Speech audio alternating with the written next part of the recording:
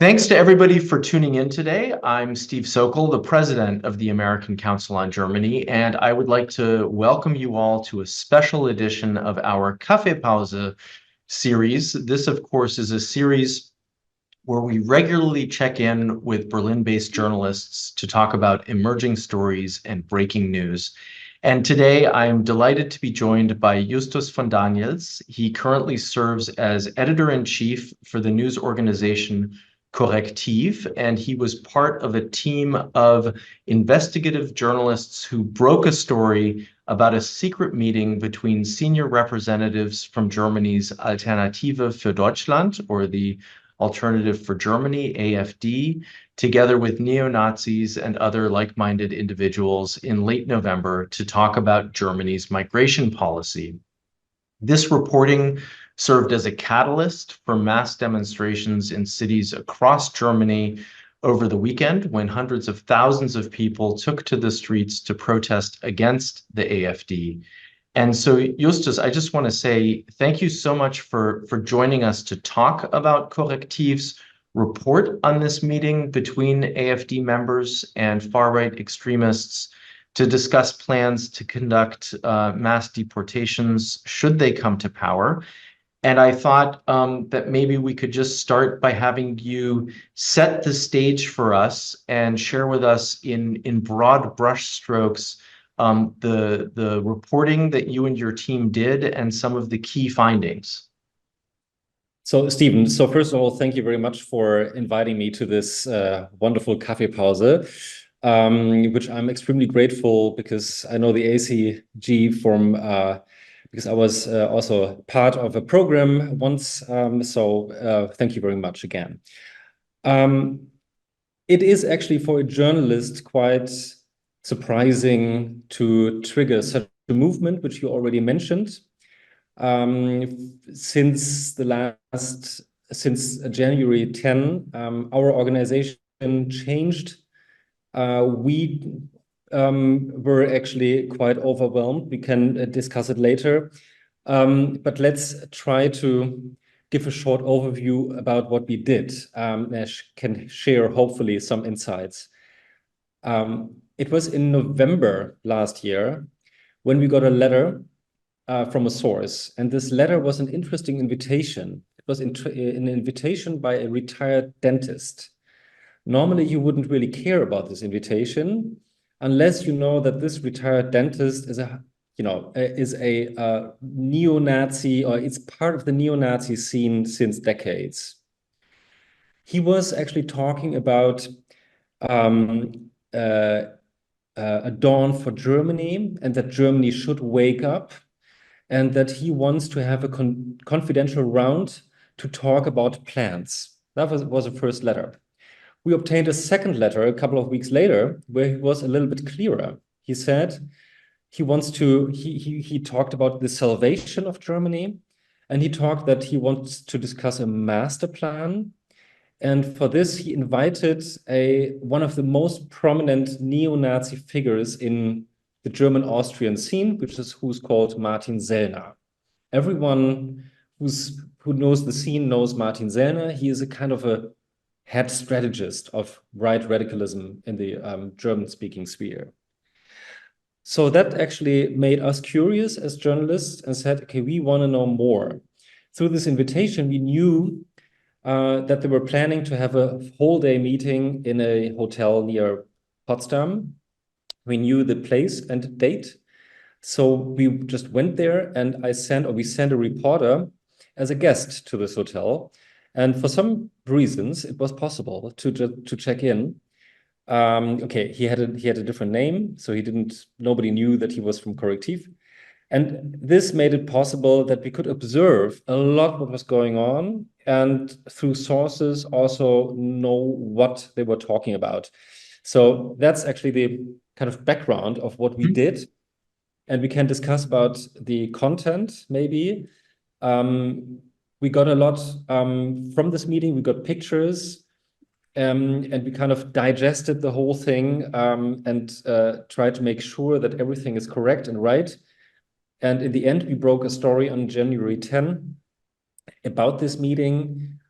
which then had this consequences. So that's for the start.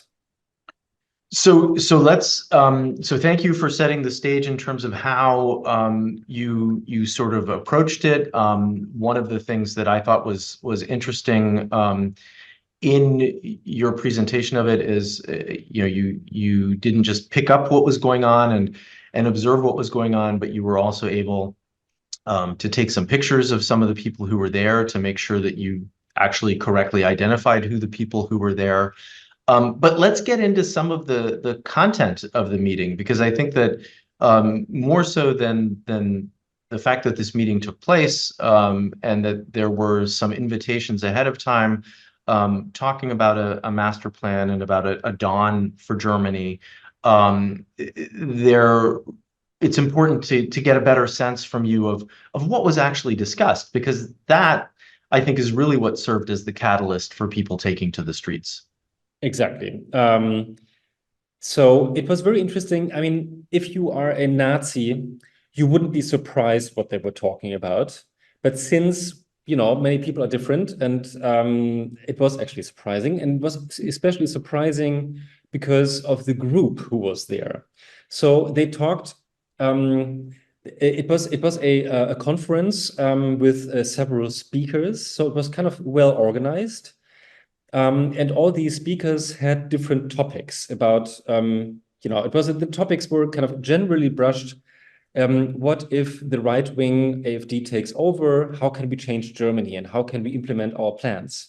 But what are these plans? And the host of this meeting, this retired dentist, he said, we should talk about this master plan, and we can disagree or agree about many things. About Ukraine, Russia, there's a whole disagreement. About Israel and Gaza, there's disagreement. About many questions, but they are.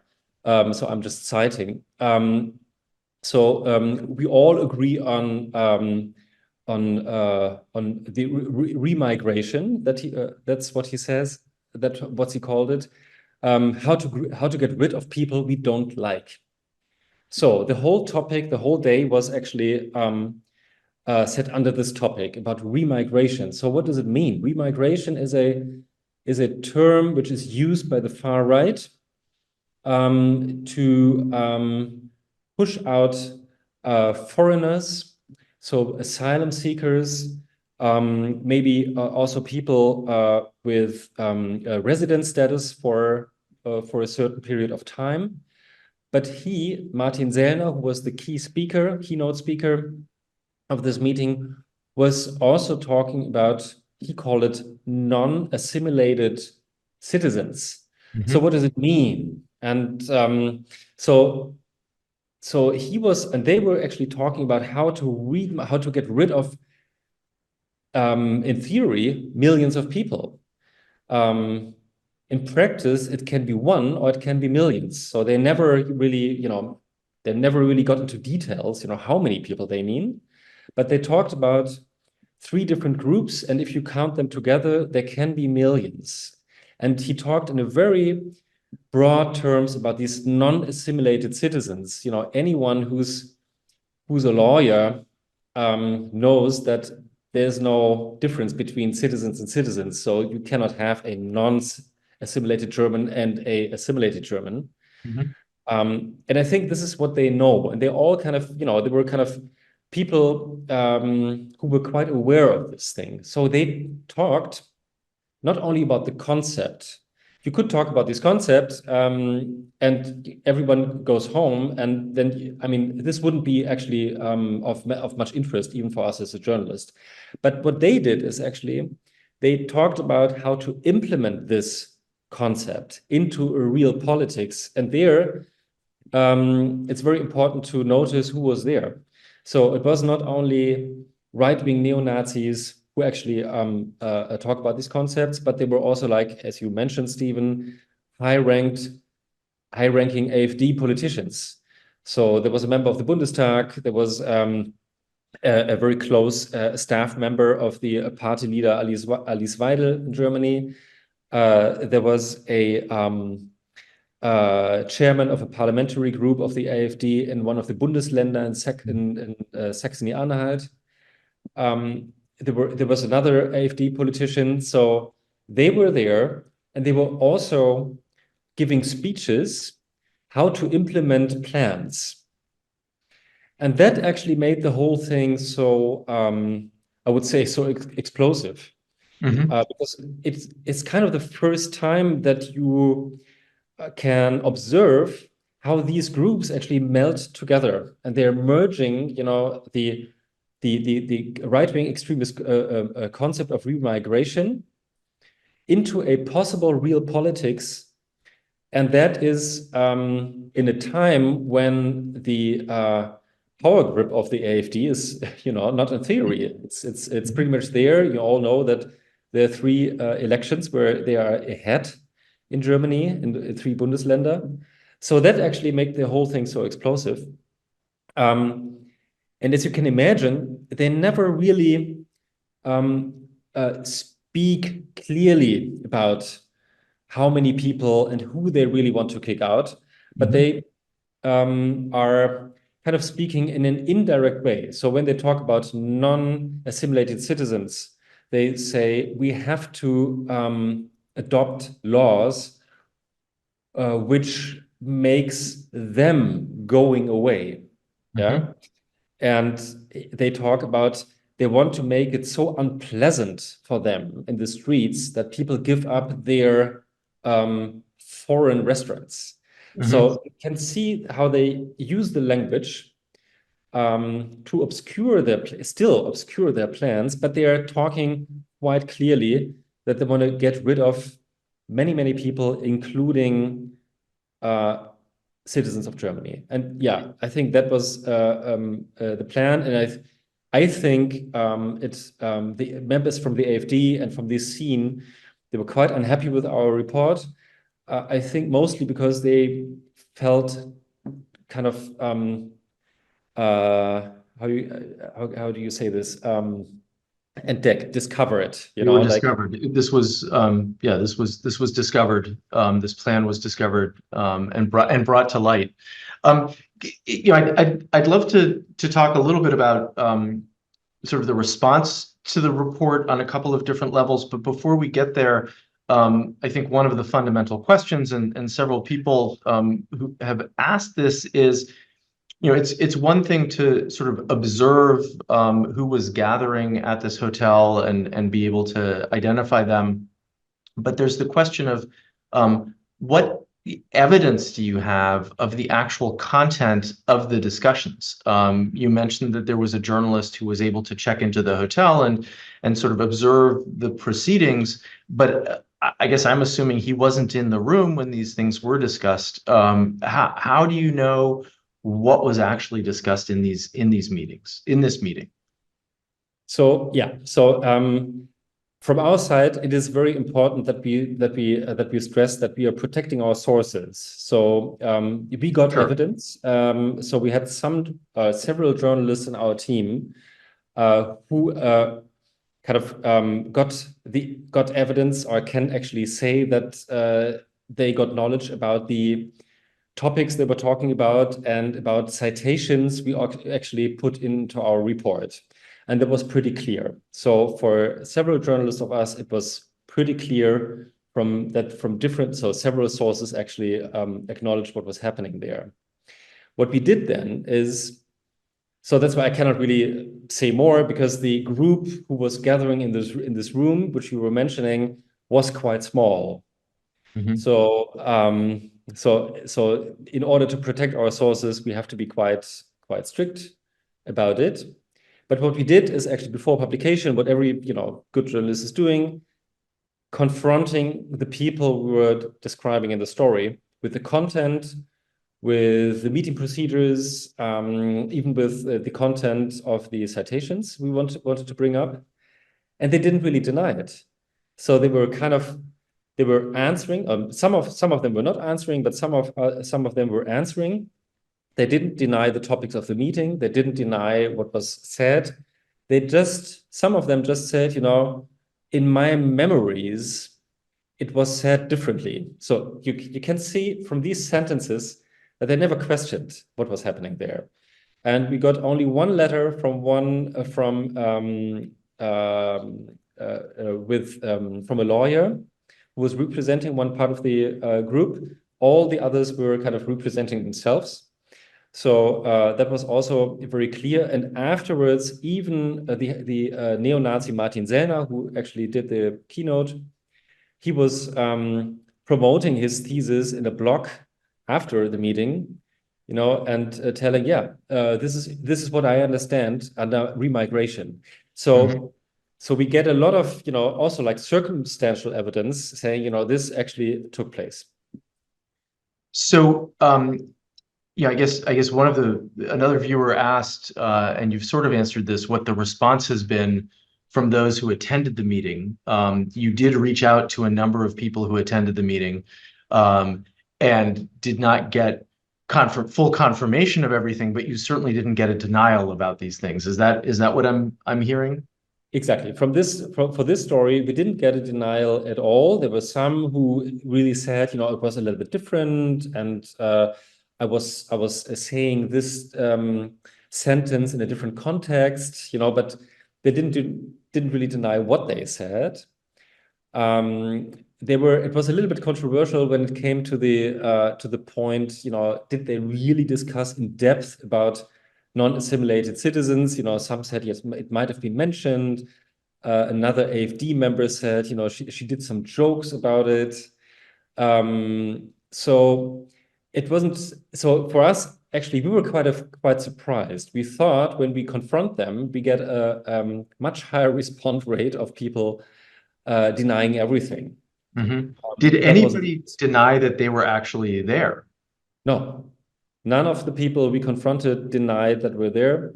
We had pictures, of course, but even before presenting them with the pictures, we just said, we know that you were there. They didn't deny being there. They just said, it was a different form of meeting. It wasn't secret. It was just an informal meeting. What you did was an intrusion into privacy.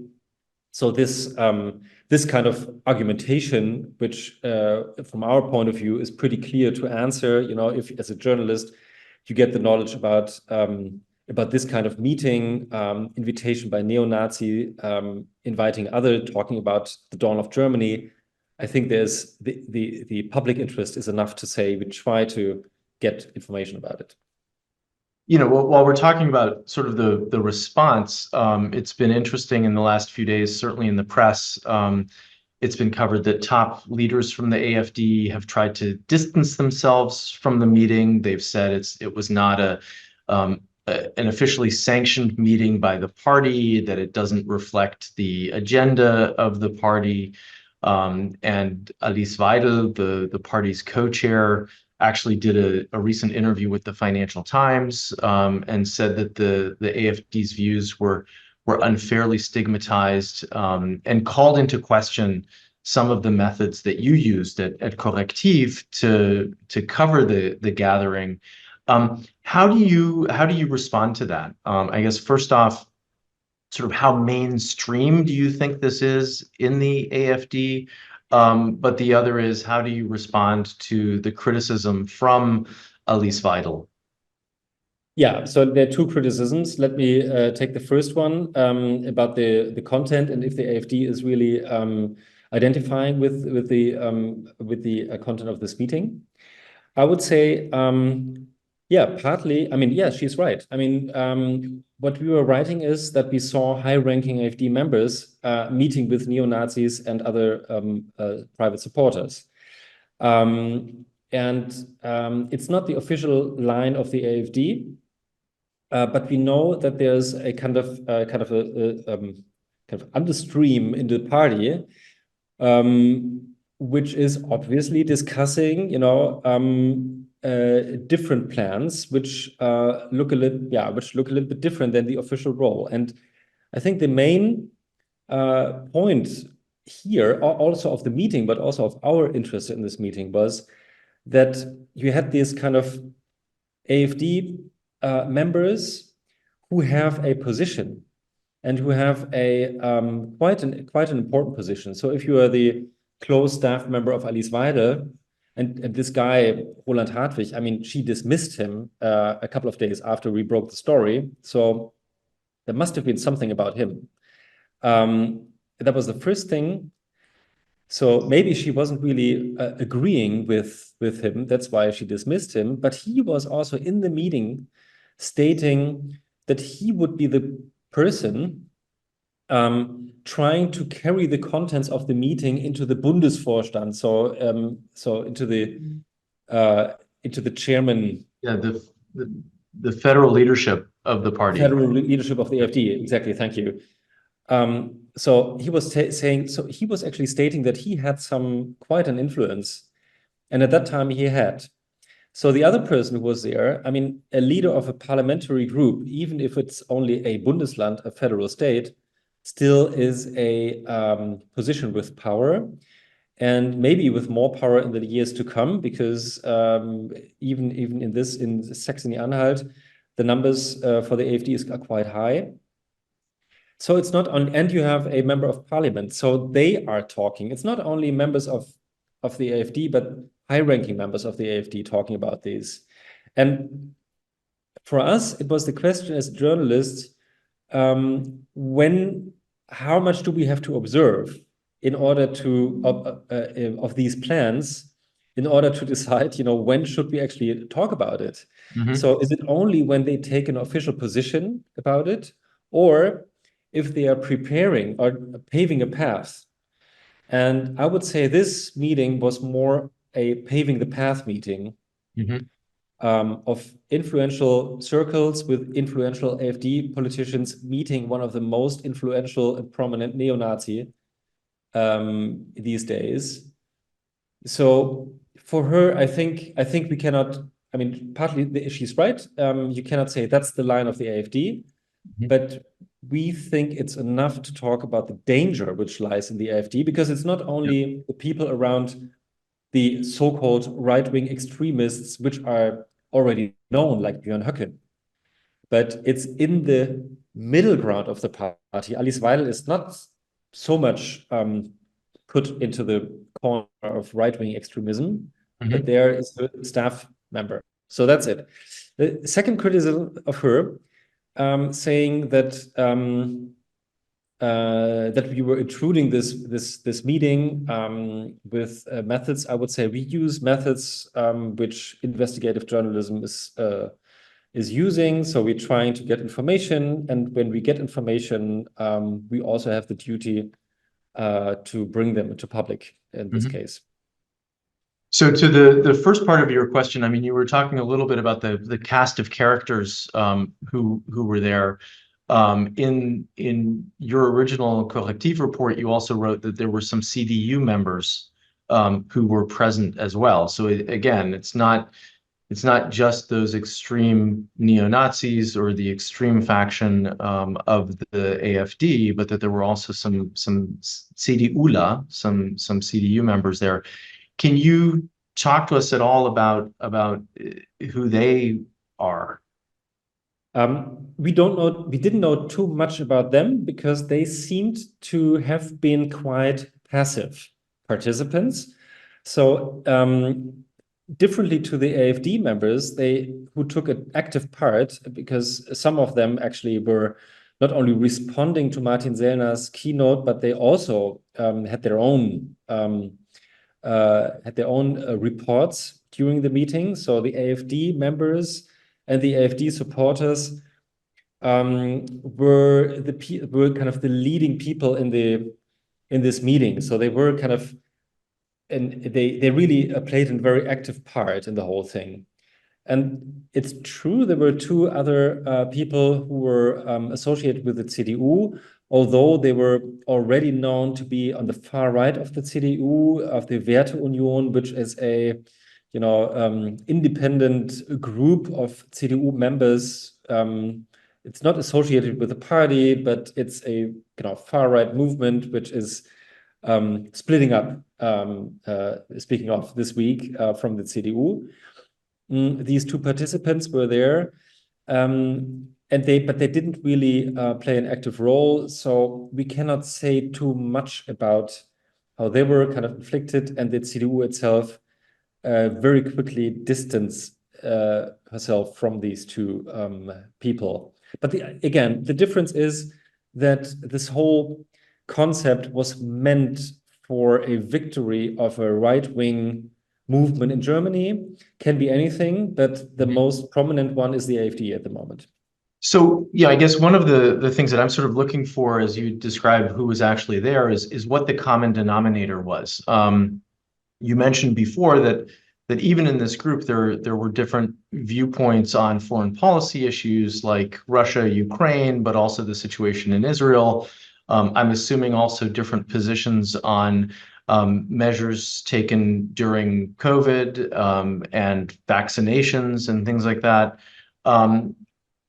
Was this topic of remigration the only topic where there was common ground between the people who were there? And was this really the only topic that was discussed at this meeting?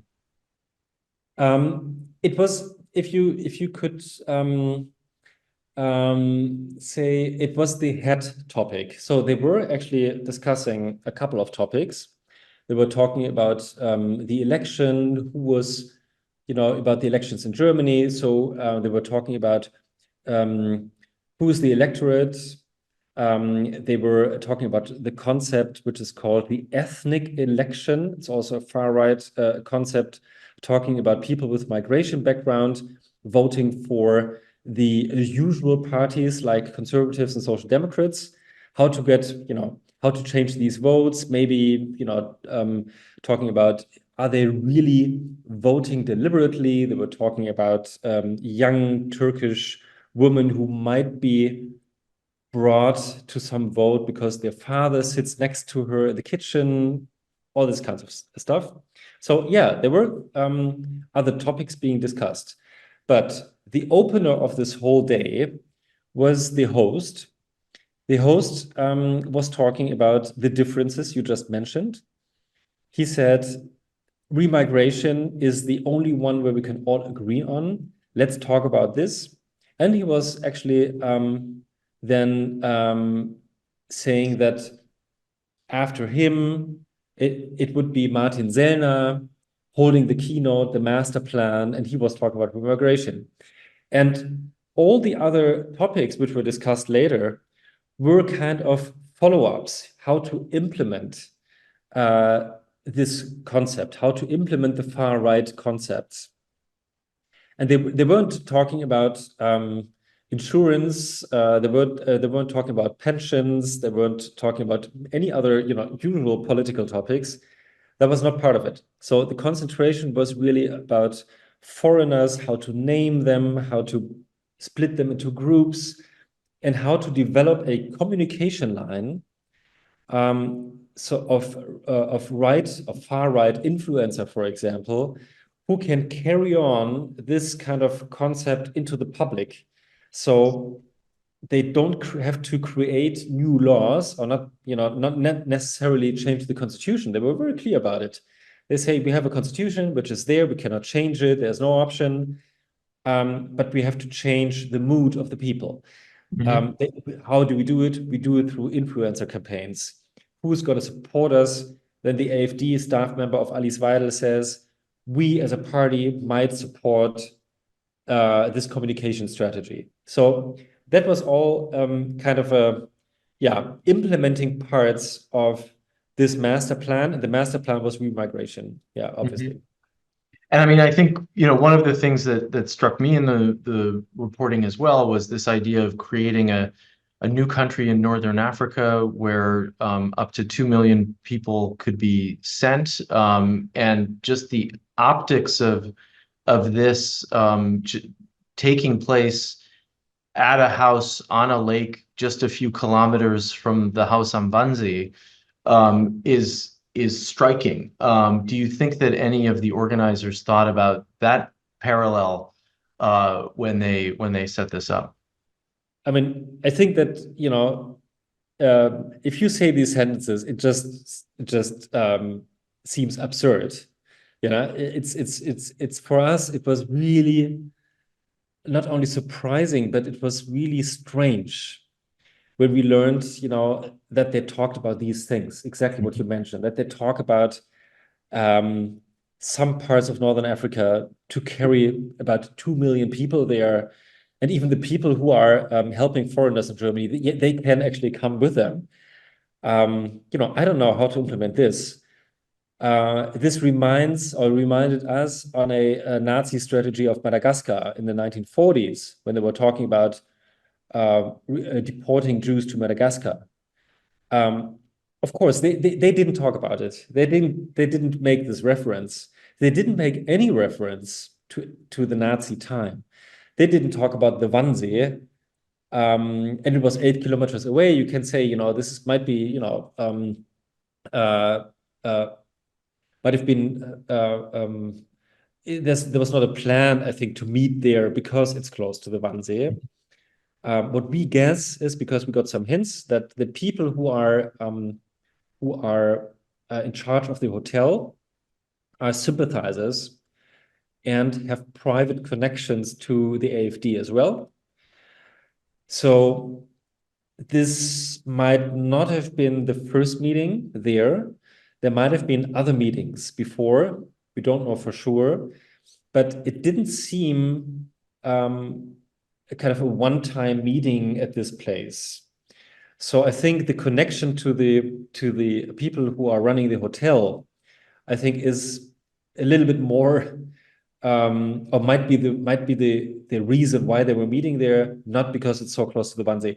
But yeah, of course. I mean, it just seems absurd.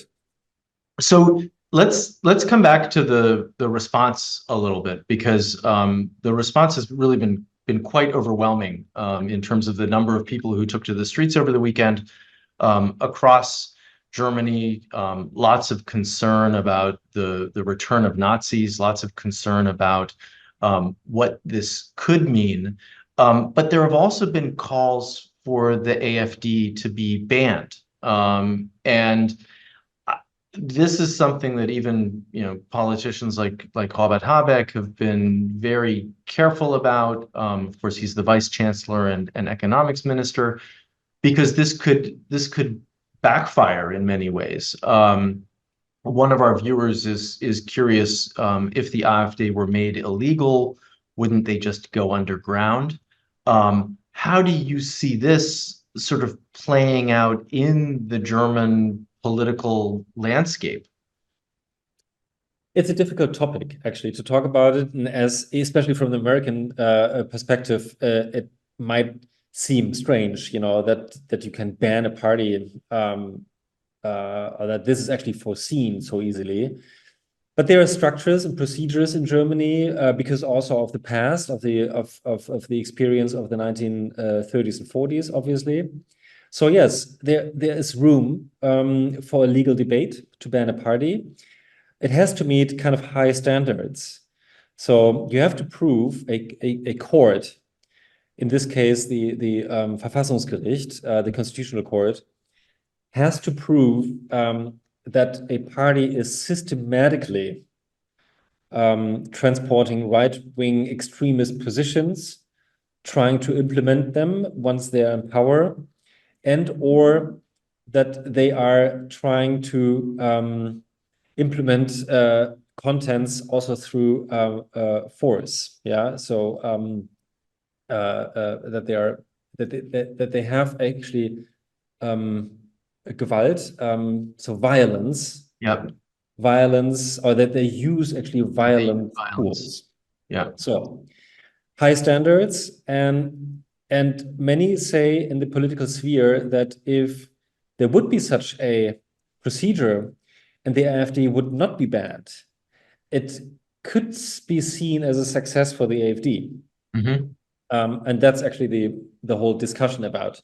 I would say, but as a journalist, seeing this evidence, I would say there is actually quite some evidence that they are trying to implement right-wing extremist positions into the German politics, even without changing the constitution, but actually changing the atmosphere, but changing maybe small communal or local laws. Mm-hmm. I think we all know that this is where it started in 1933.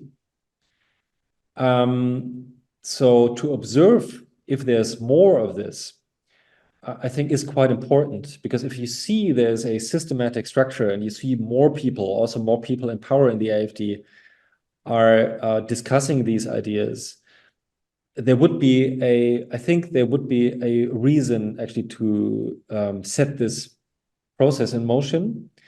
But also quite interesting, maybe for some Americans, it is a difficult thing, because this procedure has to be put in place by either the government or the majority of the Bundestag, or the Bundesrat, so the second chamber of Germany. Mhm. And it always would look, as a political step by the other parties, to ban the right-wing party. So actually there is a discussion, but we come closer to to this procedure right now. So thank you for that, and thank you for the explanation.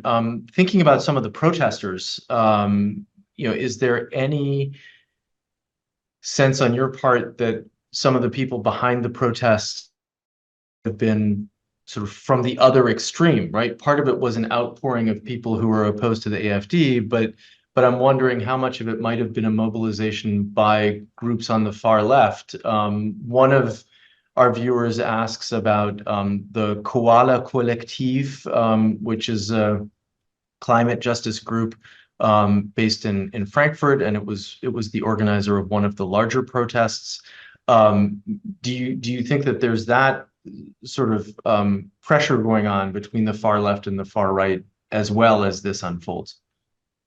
Not at all. I mean, we can discuss about maybe certain groups or certain movements, but what we saw here was, I mean, for us, it was overwhelming. Obviously, we couldn't count on it, that this was happening. But I think for the whole society, it was an eye-opening moment, because you could see that people were pouring into the streets even days after we published. The first demonstrations were just 2 or 3 days after our publication. 100,000 people in Berlin came together. Mm-hmm. Then you saw it in more than 200 cities, bigger and smaller demonstrations. You saw a lot demonstrations, even very small ones, in small cities in Eastern Germany, which is actually quite impressive, because the political pressure there to be outspoken against right wings or AfD is quite high. So I think the whole sentiment and the motivation to go out into the streets and to set a sign for democracy and against, let's say, first steps of neo-Nazi strategies was very strong from the middle of society. If there were groups from the far left, might be possible. I wouldn't. I'm not really aware. I know about this koala group, but I don't really know. How extremist they are. Maybe they are leftist. Yeah, that might be true. But we don't see these demonstrations at all as a leftist movement. You see lots of families. All my many people around me and people we know of, just normal people who would never go to demonstrations because they're not so politically are in the streets right now. So for Germany, it is in a positive way a strikingly surprising movement. So the timing of the meeting and indeed of the revelation, I think, is important as well. We're about 10 months away from state elections in 3 Eastern German states. You touched on that briefly, in the states of Brandenburg, Saxony, and Thuringia, Thüringen. And in recent months, we've really seen an incredible surge of support nationally for the AfD, but also particularly in these eastern states.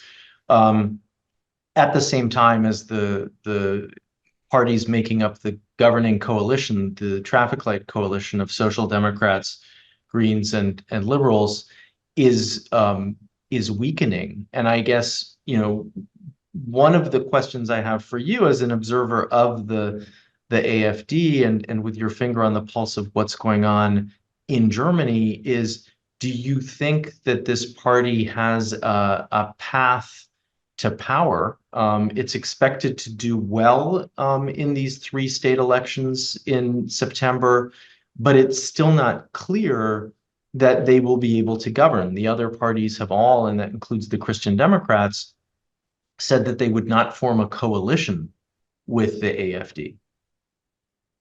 Yeah, I mean, this is a question we can only speculate about. But let's say this: the AfD has a realistic chance of being in the first place in maybe one or even all of these Bundesländer at this time right now, if you see the polls.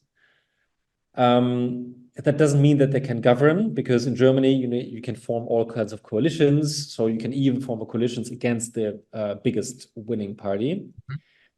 But it puts a lot of pressure, of course, to the other parties, because the other parties don't agree on many things. It goes from left to right, and if you have to form a coalition, that can make it very unpleasant to govern. And can really bring forward even more people against them. So that's always a danger. We will see. I think right now we cannot really see what this whole revelation will lead to. It's not about only the piece we published, but I think it's about the people who actually stood up right now, raising their voices. So I think this can change discourse. And we will see how the other parties react. The Ampel coalition, as you were mentioning, seems to be pretty weak. And there's a slight chance that they get back on track in the next month. I don't know. The Christian Democrats are combining forces. They are trying to get a little bit more successful than they were. So I think speaking now in January, I think there are still chances that the whole scene will change until September. So, yeah. I mean, we're seeing some of those changes, and one of the questions that I wanted to ask you as well has to do with the political landscape as a whole, and what I'm observing as a bit of a splintering, right? We've seen Sarah Wagenknecht form a new party on the left, and sort of the dissolution of the Linkspartei or left party in the Bundestag. At the same time, there's been discussion about a new right-wing conservative group around Hans-Georg Maaßen, who's the former president of the Federal Office for the Protection of the Constitution, with the name Werteunion or Values Union. With the creation of these new parties, I think that there's a risk of sort of a splintering of the landscape, but maybe also of a party like the AfD, that AfD voters and supporters might find a home someplace else. But at the moment, it really looks like the AfD has been taking votes away from the more traditional Volksparteien or catch-all parties. And I guess I'd be interested in hearing from you how you observe the development of these new parties. It is indeed a very important in Germany that we are really seeing a change in the political scene, because Germany was always a country with very stable big parties. You cannot compare it to the United States or to Great Britain, but it had a similar outset. You had like two parts, 2 or 3, 4 parties representing both parts, Social Democrat and Conservative, and that was pretty stable. The AfD changed the whole thing, and now the 2 parties you were just mentioning are coming. I mean, we have to see how stable they really are, because the hurdles are quite high, even in Germany, to form a party and to be present at the European elections, to federal elections, to state elections.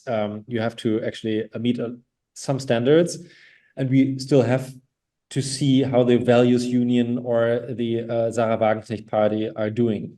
But yes, there will be more fraction, and it will be much harder to form a coalition, and it is much harder then to integrate interests into real politics. And for Germany, this is kind of unusual. And we are observing that we see other countries in Europe where this happened. I mean, you know this happened in France with the loss of the socialists and other parties coming up. We see this in Italy very much, and there's a kind of chaotic a chaotic field there, because nobody really knows, who stands on which side and how to integrate a large part so that you really can say this is the majority governing for everyone. And I think that's actually the biggest Herausforderung, challenge. Challenge, yeah. Thank you. The biggest challenge for society, but also for the classical political parties to get back on track. We see on the conservative side, we are seeing that they are gaining a little bit back. So the poll numbers are not quite high for the CDU.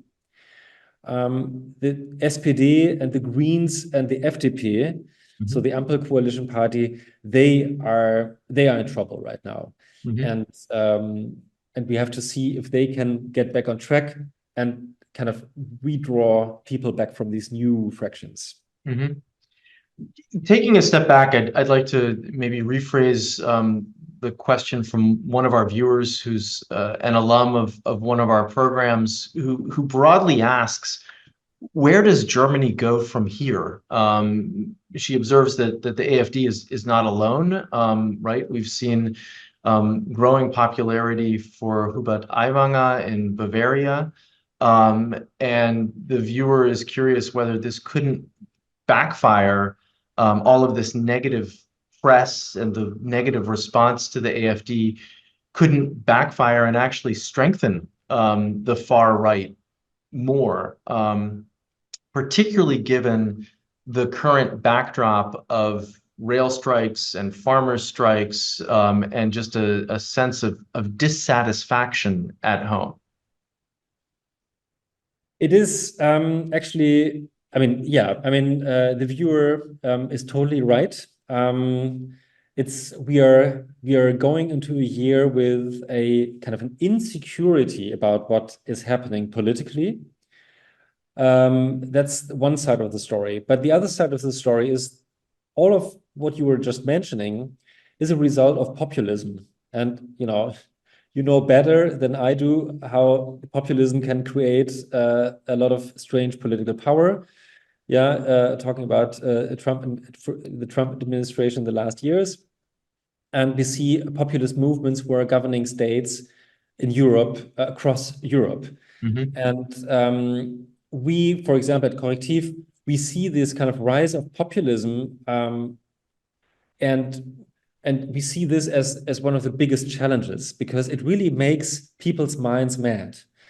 People are not bad. They want, to be governed well. They want well for their kids if they have some. They want to be in a safe place. So I think many people can agree on the broad goals. But then in the day-to-day business, they're kind of totally made mad by populist posts on social media and kind of YouTube talks they're watching, all that stuff. And it's important actually to fight back, to get back also with information, and to tell the people, you want to be informed, but be sure about your sources and think about what you are listening to or reading. So I have to be, but I also am confident that this can happen. So if we actually fight back populism, then all these parties, they don't go away, but they won't get the majority of voters. They won't get more than 30% in a Bundesland, I'm pretty sure. So the danger is there, and there's a lot of insecurity, but there's also, we have tools to fight back. And in many countries, people are doing this. In Poland, we saw, how people were reacting to a right-wing government. and it was a very, very good and civil kind of uprising against it. They just voted a liberal party in government. So there are ways, but we have to be very, everyone who wants to have a strong democracy has to be really tight in his or her brain. Yeah. So perhaps one more viewer question, and then I'll start to bring it to a close, and we'll come back to CORRECTIV. We've talked a little bit about the splintering of the parties and some of the concerns and some of the ways in which one can fight back against populism. But one of the viewers asks whether we'll have a Weimar Republik 2.0 because of this splintering of parties and the instability that exists at the moment. My position is no, we won't, because Germany is much more stable than it was in the 1920s. We have a strong constitution. The constitution back then was weak. We have, a quite strong economy. I wouldn't say the strongest, but so there's a lot of tasks to do, but it's still a strong economy.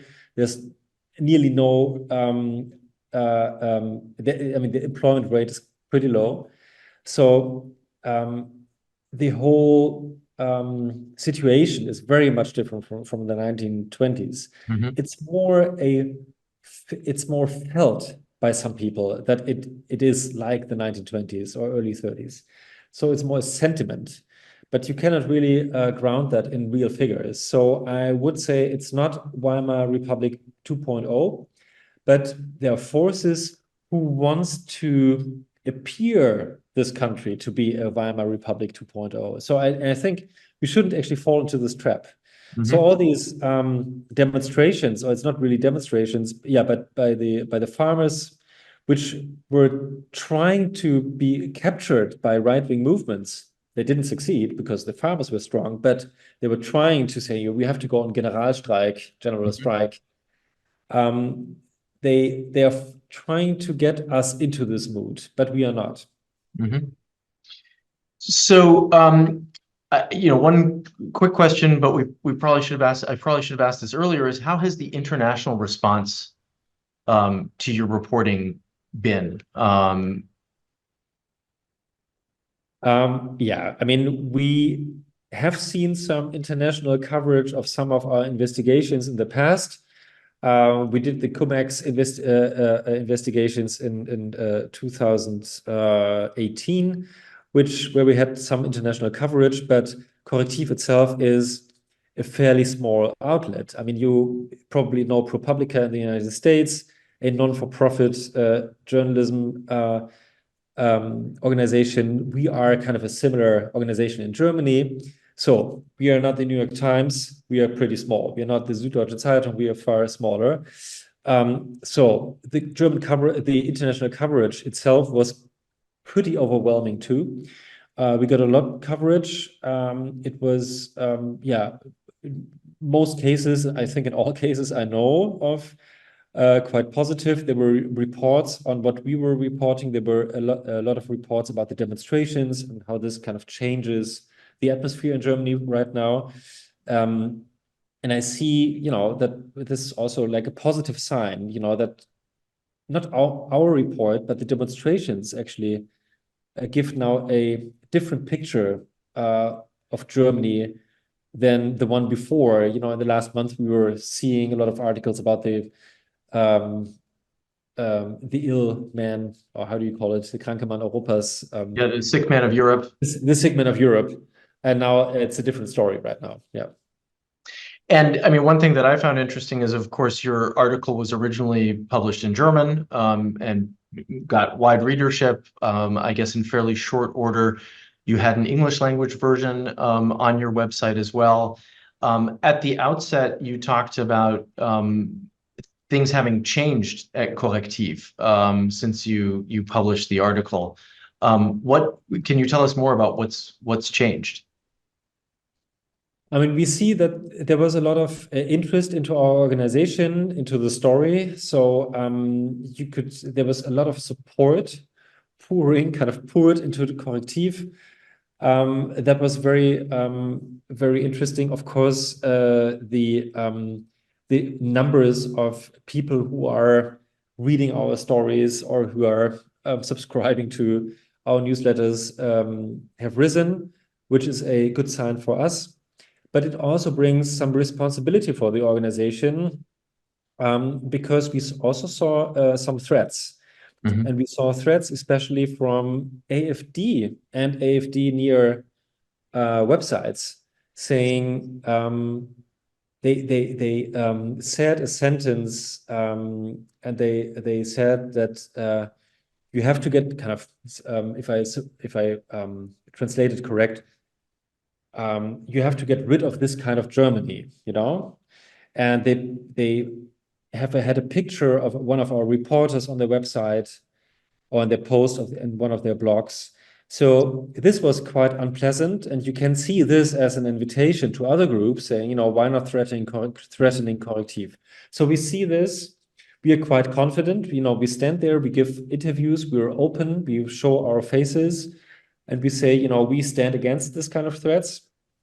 But this brings also some new tasks to us, also like security-wise. And yeah, and we don't know where it leads us into the for the future, in terms of having more public awareness, that people are observing what we're doing in a positive way, but also in a skeptical way, of course. Yeah. Well, Justus, herzlichen Dank. Many thanks for taking the time to walk us through this and share some of your thoughts and analysis with us. I think you've given us all a much better understanding of that meeting, but also the implications of the meeting, and a better understanding of the broader political landscape in which it's playing out. So really, many thanks for joining us today, and thanks to everybody else for tuning in, for lots of great questions. This has been a special edition of our Kaffeepause, and Justus, it's been great to connect. Thank you very much. It has been a pleasure for me. And if there's anyone wants to talk about anything, you can always contact me through my email, through our website. And thank you very much for the interest. I'm really grateful.